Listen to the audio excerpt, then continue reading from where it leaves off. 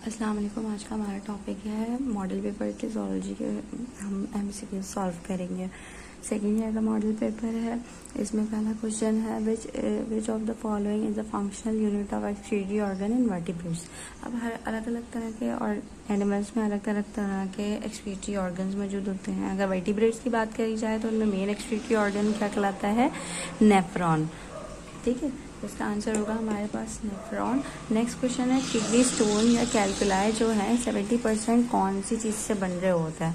अब ये वाली बात हमारी बुक में लिखी है चैप्टर नंबर 1 में कि जो किडनी स्टोन्स होते हैं वो 70% कैल्शियम ऑक्जेलेट या कैल्शियम फॉस्फेट से बनते हैं। तो हमारे पास यहाँ कैल्शियम फॉस्फेट है तो हम कैल्शियम फॉस्फेट लगा देते हैं।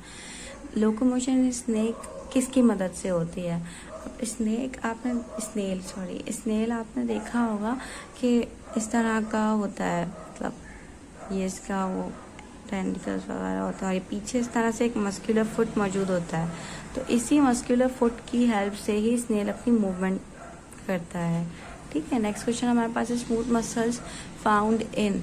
स्मूथ मसल्स कहाँ पे होते हैं? हार्ट में तो होते नहीं, हार्ट में स्ट्राइएटेड होते हैं, स्केलेटन में स्ट्राइएटेड होते हैं। हमें बस एक बात याद रखनी है कि जो भी होलो कैविटीज़ वगैरह होती हैं उनके अंदर स्मूथ मसल्स प्रेजेंट होते हैं। फॉर एग्जांपल जो हमारा यूरिनरी ब्लैडर होता है उसके अंदर स्मूथ मसल प्रोड्यूस होते, स्मूथ मसल्स मौजूद होते हैं क्योंकि वो भी एक होलो कैविटी है ना उसके अंदर। तो ये हो गया हमारे स्मूथ मसल्स होलो स्ट्रक्चर में। Which of the following is locomotory organ of mastigophora. Mastigophora में लोकोमोटरी ऑर्गन क्या होता है? आप देखिए जो मेस्टिगोफोरा होते हैं ना उनकी पहचान ये होती है कि उनके अंदर फ्लैजिला मौजूद होते हैं। ठीक है, अब ये डिपेंड करता है कि उनकी कौन सी टाइप है, उसमें एक या एक से ज़्यादा फ्लैजिला मौजूद होते हैं। ठीक, तो इसका आंसर होगा फ्लैजिला। नेक्स्ट क्वेश्चन हमारे पास है नी जर्क। नी जर्क किसकी एग्जाम्पल है? कौन से साइनेप्टिक रिफ्लेक्स मौजूद होते हैं जब हम नी पे कोई चीज़, मतलब कोई हैमर, नॉर्मली हम जब डॉक्टर्स वगैरह चेक कर रहे होते हैं तो दे चेक करते हैं हैमर लग करके, तो वही चीज़ हम पूछ रहे हैं कि नी जर्क में साइनेप्टिक रिफ्लेक्स कौन से टाइप का होता है। तो देखें वो साइनेप्टिक रिफ्लेक्स जिसके अंदर एक मोटर और एक सेंसरी न्यूरॉन इन्वॉल्व होगा वो कहलाता है मोनोसाइनेप्टिक रिफ्लेक्स, क्योंकि ये बहुत तेज़ी से रिफ्लेक्स प्रोड्यूस होता है तो इसलिए इसे कहते हैं मोनोसाइनेप्टिक। इसके बाद अगर हम पॉलीसाइनेप्टिक की बात करें तो वो उस तरह के रिफ्लेक्सेस होते हैं जिनमें एक मोटर और एक सेंसरी न्यूरॉन तो होता है लेकिन बीच में क्योंकि गैप होता है तो उसमें इंटर न्यूरॉन्स होते हैं काफ़ी, जो एक मोटर को सेंसरी से कनेक्ट कर रहे होते हैं, तो वो पॉली होता है। लेकिन इसकी एग्जांपल जो है मोनोसाइनेप्टिक की, क्योंकि इसमें सिर्फ एक सेंसरी और एक मोटर न्यूरॉन इन्वॉल्व होता है। उसके बाद हमारे पास रहता है वो कैविटीज़ जो कि प्रेजेंट होती हैं इन द ब्रेन, उनको क्या कहते हैं? अब ब्रेन के अंदर जो कैविटीज़ प्रेजेंट होती है ना उनको हम कहते हैं वेंट्रिकल्स। इन वेंट्रिकल्स के अंदर क्या होता है? सेरेब्रोस्पाइनल फ्लूइड यानी कि CSF प्रोड्यूस होता है जो कि बाद में जाते जाते स्पाइनल कॉर्ड के अंदर चला जाता है। अब नेक्स्ट हमारे पास glucagon, ADH and oxytocin. ADH हमारे पास होता है एंटी डायूरेटिक हार्मोन। अब पूछना ये जा रहे हैं कि ये तीनों जो हार्मोन्स होते हैं ये किस तरह के, मतलब इनकी नेचर क्या होती है? पेप्टाइड हार्मोन्स होते हैं, ये एंजाइम्स होते हैं, या स्टीरॉइड्स होते हैं, या मॉडिफाइड हार्मोन्स होते हैं। अब क्योंकि इन तमाम हार्मोन्स के अंदर प्रोटीन से बन रहे होते हैं तो इसलिए इन्हें हम कहेंगे पेप्टाइड हार्मोन्स। उसके बाद नेक्स्ट क्वेश्चन हमारे पास है the part of brain involve in the long term memory. अब हमें बताना है कि वो पार्ट ब्रेन का जो कि लॉन्ग टर्म मेमोरी रखता है उसे क्या कहते हैं? वो जो हमारा होता है वो होता है hippocampus.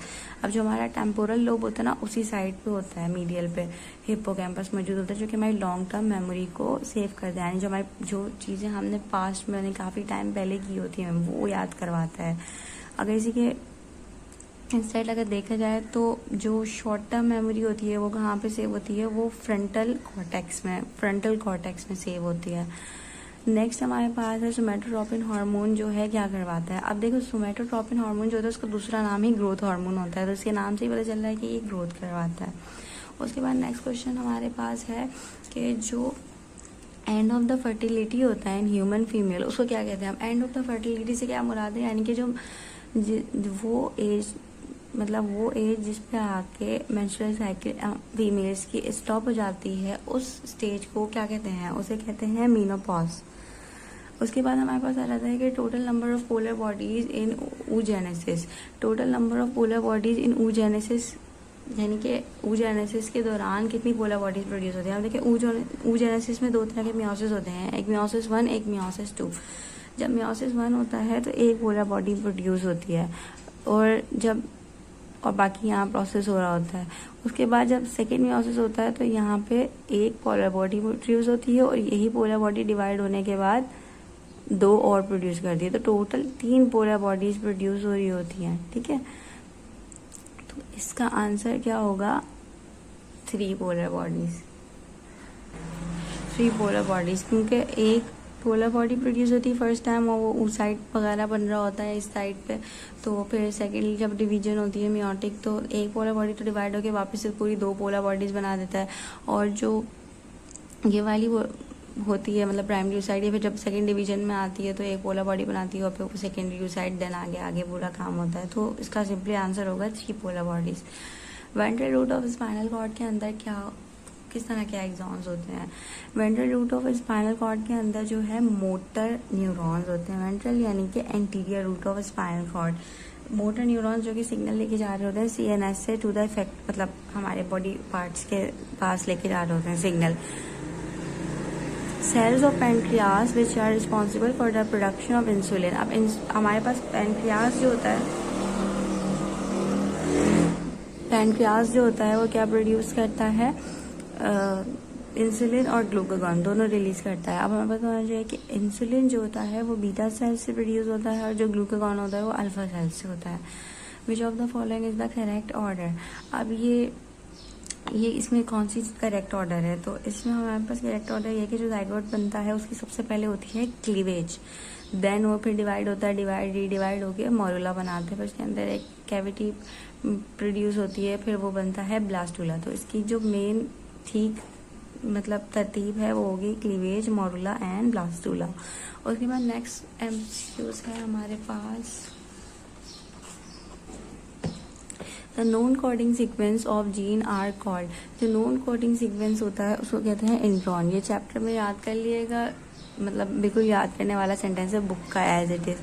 Which of the following can serve as a vector in RDNA technology. जो RDNA टेक्नोलॉजी होती है उसमें हम वेक्टर क्या यूज़ करते हैं? तो उसमें हम वेक्टर यूज़ करते हैं प्लाज्मिड। प्लाज्मिड बेसिकली क्या होता है? बैक्टीरिया के अंदर मौजूद सर्कुलर DNA होता है जिसे हम फिर बाद में RDNA टेक्नोलॉजी के लिए यूज़ करते हैं। यूनिफैक्टोरियल डिफेक्ट्स क्या होते हैं?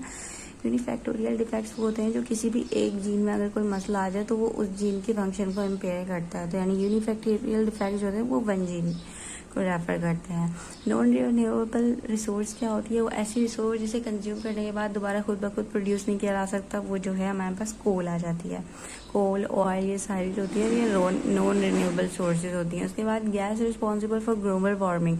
ग्लोबल वार्मिंग कौन सी गैस करवाती है? कार्बन डाइऑक्साइड करवाती है, ये आपको याद रहना चाहिए। नेक्स्ट MCQ है हमारे पास which of the following is used as refrigerant and foaming agent.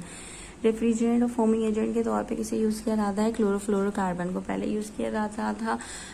Chlorofluorocarbon को मतलब फ्रीजर करने के लिए चीज़ें, जब तक ये मालूम नहीं चला था कि ये ओजोन लेयर को डैमेज करती है।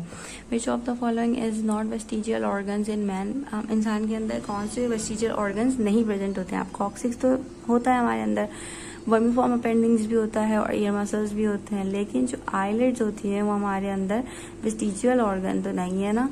आईलिड्स तो हमारी फंक्शनल है।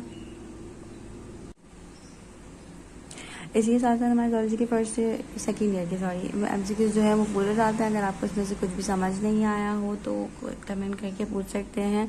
बाकी MCQs याद करने का यही तरीका है कि आप बुक के अपने सारे एंड में जो एक्सरसाइज दी हुई होती है उनके MCQs सॉल्व करें, पास्ट पेपर्स के MCQs सॉल्व करें, और सिंपलेस्ट जो मतलब हल है उसका वो यही है कि आप अपनी बुक को अच्छे से रीड करेंगे तो बहुत आराम से MCQs सॉल्व किए जा सकते हैं, क्योंकि काफ़ी सारी लाइंस एज इट इज़ भी आई हुई होती हैं बुक से। कुछ भी समझ नहीं आया तो कमेंट करके पूछिएगा। चैनल को सब्सक्राइब करें। Thank you.